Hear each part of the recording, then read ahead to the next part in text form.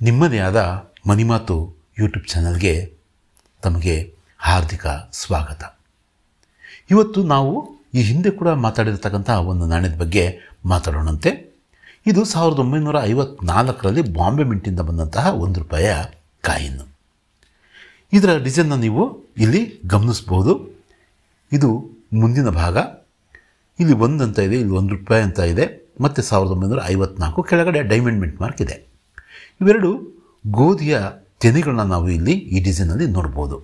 ಇದು pure nickel ಒಂದು ಧಾತುವಿನಿಂದ ಅಂದರೆ ಖನಿಜದಿಂದ ಮಾಡಲ್ಪಟ್ಟಿರ್ತಕ್ಕಂಥ ಒಂದು ಕಾಯಿನ್. ಗೌರ್ಮೆಂಟ್ ಆಫ್ ಇಂಡಿಯಾ ಅಂತ ಇದೆ. ಇಲ್ಲಿ ಸ್ಟಾರ್ ಒಂದು ಮಾರ್ಕ್ ಇರ್ತಕ್ಕಂಥದ್ದನ್ನು ನೀವು ಅಶೋಕ ಎಂಬ್ಲಮ್ನ ಕೆಳಗಡೆ ಸ್ಟಾರ್ ಮಾರ್ಕ್ ಇರ್ತಕ್ಕಂಥದ್ದನ್ನು ತಾವು ಗಮನಿಸ್ಬೋದು. ಆದರೆ ಇದು ಮಿಂಟ್ ಮಾರ್ಕ್ ಅಲ್ಲ, ಇದು ಈ ಡಿಸೈನ್ನ ಇಲ್ಲಿ ಗೆರೆಗಳು ಮತ್ತು ಇವೆಲ್ಲ ಇದ್ದಾವಲ್ಲ, ಈ ಡಿಸೈನ್ನ ಒಂದು ಭಾಗ ಅಷ್ಟೇ ಇದು. ಇದರ ಮಿಂಟ್ ಮಾರ್ಕ್ ಎಲ್ಲಿದೆ? ಇಲ್ಲಿ 1954 ಅಂತ ಇದೆಯಲ್ವಾ, ಅದರ ಕೆಳಗಡೆ ಆ ಒಂದು ಮಿಂಟ್ ಮಾರ್ಕ್ ಇರ್ತಕ್ಕಂಥದ್ದನ್ನು ನಾವು ಗಮನಿಸಬಹುದು.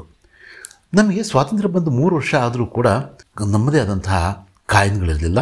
ಆರಂಭದಲ್ಲಿ ಆಗಿನ ಸರ್ಕಾರ ಏನು ಮಾಡ್ತು, ಆಣ ಸೀರೀಸಲ್ಲಿ ಅಂದರೆ 4 ಆಣೆ 8 ಆಣೆ, ಇದು 16 ಆಣೆ, ₹1 ಹೇಗೆ 100 ಪೈಸೆ ಇರ್ತವೋ ಒಂದು ಈಗಿನ ಒಂದು ಸಿಸ್ಟಮಲ್ಲಿ, ಆಗ 16 ಆಣೆಗಳು ಇರ್ತಾಯಿದ್ವು. 1 ಆಣೆ 2 ಆಣೆ ಅರ್ಧ ಆಣೆಯ ಕಾಯಿನ್ ಕೂಡ ಆ ಸಂದರ್ಭದಲ್ಲಿ ಬಿಡುಗಡೆಗೊಳಿಸಿದರು.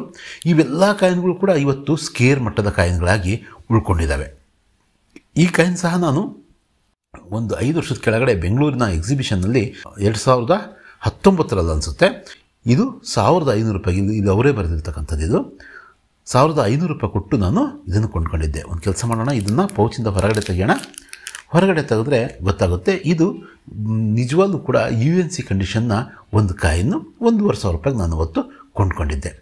ಇದು ವರ್ಷಕ್ಕೂ ಕೂಡ ಇದರ ಅಪ್ರಿಸಿಯೇಷನ್ನು ಸಿಗ್ತಾನೆ ಇದೆ. ಇದ್ರ ಜೊತೆಗೆ ಬೇರೆ ಬ್ರಿಟಿಷ್ ಇಂಡಿಯಾ ಕಾಲದ ನಾನು ಸಿಲ್ವರ್ ಕಾಯಿನ್ಗಳನ್ನು ಅವನ್ನೆಲ್ಲವನ್ನು ಕೂಡ ಕೊಂಡ್ಕೊಂಡಿದ್ದೆ.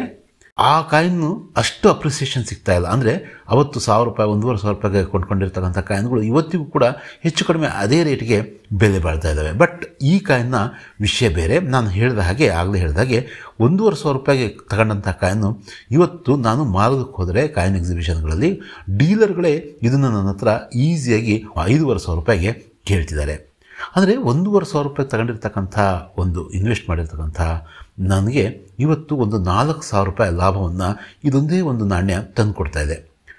ಏನಪ್ಪ ಅಂದರೆ, ನಾನು ಅವತ್ತು ಕೊಂಡ್ಕೊಂಡಿದ್ದು ಕೂಡ ಒಂದೇ ನಾಣ್ಯನ, ಅದಕ್ಕೆ ತಕ್ಕಂತಹ ಒಂದು ಲಾಭವನ್ನು ಈ ನಾಣ್ಯ ತಂದು ಕೊಡ್ತಾ ಇದೆ. ಆದರೆ ಇದು ನಿಮಗೆ ಗೊತ್ತಿರೋ ಹಾಗೆ ನಮ್ಮ ಯೂಟ್ಯೂಬ್ ಚಾನಲ್ನ ಎಂಬ್ಲಮ್ ಸಹ ಆಗಿರೋದ್ರಿಂದ ನಾನು ಈ ನಾಣ್ಯವನ್ನು ಮೊಟ್ಟ ಮೊದಲಿಗೆ ಈ ನಾಣ್ಯದ ಒಂದು ವಿವರಣೆಯನ್ನೇ ನಾನು ಕೊಟ್ಟಿದ್ದು.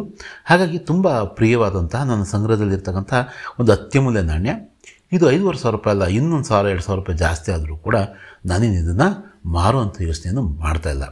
ಯಾವಾಗಲೂ ಕೂಡ ಸಂಗ್ರಾಹಕರಂದರೆ ನಮ್ಮಲ್ಲಿ ಒಂದು ಕಾಯಿನ್ ಇರಬೇಕು, ಇನ್ನೊಂದು ಕಾಯಿನ್ ಬಂದಾಗ ಅದನ್ನು ಮಾರಾಟ ಮಾಡೋದಕ್ಕೆ. ಉದಾಹರಣೆಗೆ ಇದು ಫೈನ್ ಕಂಡೀಷನಲ್ಲಿ ಇದ್ದಂಥ ಕಾಯಿನ್ ಅಂದ್ಕೊಳ್ರಿ, ನಮ್ಮಲ್ಲಿ ವೇರಿ ಫೈನು UNC ಈ ಥರದ ಕಾಯಿನ್ ಬಂದರೆ ನಾವೇನು ಮಾಡ್ಬೋದು, ಇದನ್ನು ಮಾರಾಟ ಮಾಡೋದ್ರ ಬಗ್ಗೆ ಯೋಚನೆ ಮಾಡ್ಬೋದು.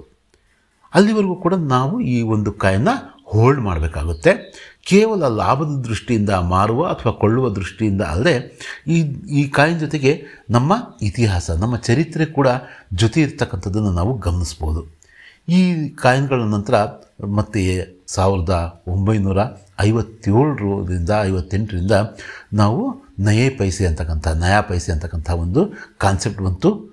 ನಾವು ಆ ಒಂದು ಕಡೆಗೆ ಯಾವೊಂದು ಕಡೆಗೆ 100 ಪೈಸೆಗೆ ₹1 ಅನ್ನೋ ಕಡೆಗೆ ಸರ್ಕಾರ ನಾಣ್ಯಗಳನ್ನು ಬಿಡುಗಡೆ ಮಾಡೋದಕ್ಕೆ ಅಥವಾ ನೋಟ್ಗಳನ್ನು ಬಿಡುಗಡೆ ಮಾಡೋದಕ್ಕೆ ಶುರು ಮಾಡ್ತು. ಇವತ್ತಿಗೂ ಕೂಡ ಅದೇ ಪೈಸೆ ಮತ್ತು ರೂಪಾಯಿಯ ಲೆಕ್ಕದಲ್ಲೇ ಅದು ಸಾಗ್ತಾ ಇದೆ.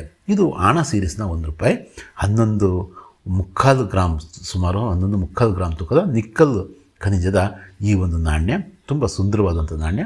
ನಮ್ಮ ದೇಶದ ಸ್ವಾತಂತ್ರ್ಯ ಬಂದಾಗ ಅದರಲ್ಲಿ ಆ ಸಂದರ್ಭದಲ್ಲಿ ಹೊಸದಾಗಿ ಬಂದಂತಹ ಆರಂಭಿಕ ನಾಣ್ಯಗಳಲ್ಲಿ ಇದು ಸಹ ಒಂದು. ಇವತ್ತು ಈ ನಾಣ್ಯ ರೇರ್ ಆಗಿದೆ. ರೇರ್ ಯಾಕಾಗುತ್ತೆ ಅಂದರೆ ಅದರ ಮಿಂಟ್ ಕಡಿಮೆ ಆಗಿರುತ್ತೆ. ಆದ್ದರಿಂದ ಈ ಥರದ ನಾಣ್ಯಗಳನ್ನು ಅಥವಾ ಬ್ರಿಟಿಷ್ ಇಂಡಿಯಾ ನಾಣ್ಯಗಳನ್ನು ಅಥವಾ ಈಸ್ಟ್ ಇಂಡಿಯಾ ಕಂಪ್ನಿಯ ನಾಣ್ಯಗಳನ್ನು ಅದರ ದರಗಳನ್ನು, ಇಂದಿನ ದರಗಳನ್ನು ಅವತ್ತೇ ಅಪ್ಡೇಟ್ ಆಗ್ತಾ ಇರುತ್ತೆ. ಇಲ್ಲಿ ಜಾಲತಾಣವಾದಂತಹ ನಮ್ಮದೇ ಜಾಲತಾಣವಾದಂತಹ ಮಿಂಟೆಡ್ ವಿಸ್ಡಮಲ್ಲಿ, ಮಿಂಟೆಡ್ ವಿಸ್ಡಮ್ MINTED WISDOM.com ಅಂದರೆ ನಿಮಗೆ ಆ ವೆಬ್ಸೈಟ್ ಓಪನ್ ಆಗುತ್ತೆ. ಅದರಲ್ಲಿ ನಿಮಗೆ ಬೇಕಾದಂಥ ಕಾಯಿನ್ನು, ಬೇಕಾದಂಥ ಇಯರ್ನ ಕಾಯಿನ್ನು, ನಿಮ್ಮಲ್ಲಿ ಇರ್ತಕ್ಕಂಥ ಕಾಯಿನ್ನು ನೀವು ಅದರ ರೇಟ್ನ, ಅದರ ದರವನ್ನು ಚೆಕ್ ಮಾಡ್ಕೋಬೋದು. ಇದು ನಿಮ್ಮದೇ ಆದಂತಹ ಮನಿಮಾತು ಕನ್ನಡ ಚಾನಲ್ನ ಒಂದು ನಿಮಗೋಸ್ಕರ ಕೊಡುಗೆ ಅಂತ ಕೂಡ ಹೇಳ್ಬೋದು. ಉಚಿತವಾದಂತಹ ಸೇವೆ ಇದು. ಇದನ್ನು ತಾವು ಸದುಪಯೋಗ ಪಡಿಸ್ಕೊಳ್ತೀರ ಅಂತ ಭಾವಿಸ್ತಾ ನಾನು ಇಂಥ ಕಾಯಿನ್ಗಳ ಬಗ್ಗೆ, ಇನ್ನೊಂದಷ್ಟು ಕಾಯಿನ್ಗಳ ಬಗ್ಗೆ, ನೋಟ್ಗಳ ಬಗ್ಗೆ, ಸ್ಟ್ಯಾಂಪ್ಗಳ ಬಗ್ಗೆ ವಿವರಣೆಯನ್ನು ಕೊಡ್ತಾನೆ ಇರ್ತೀನಿ.